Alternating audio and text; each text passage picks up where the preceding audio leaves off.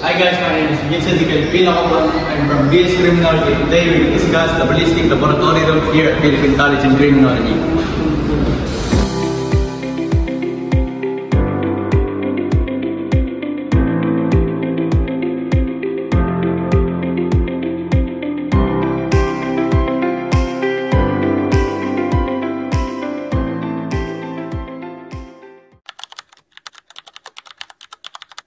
I'm most excited to try this ballistics laboratory because it gives me the chance to apply theories I've learned in physics and criminology to real-life situations.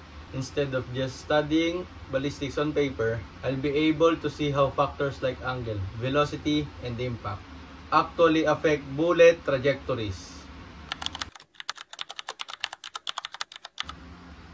From this ballistics laboratory, I expect gain both technical and analytical skills. On the technical side, I hope to learn how to properly handle and examine firearms and ammunition, measure bullet trajectories, and use tools or equipment related to ballistics testing.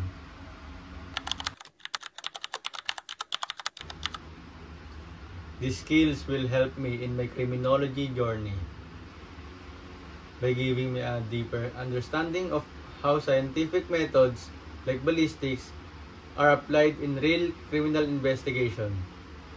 Learning how to analyze bullet trajectories, match firearms to evidence, and interpret data will make me more capable of connecting theory to practice. In my future career, especially if I work in law enforcement, forensic science, or criminal investigation, these skills will allow me to contribute to solving cases more effectively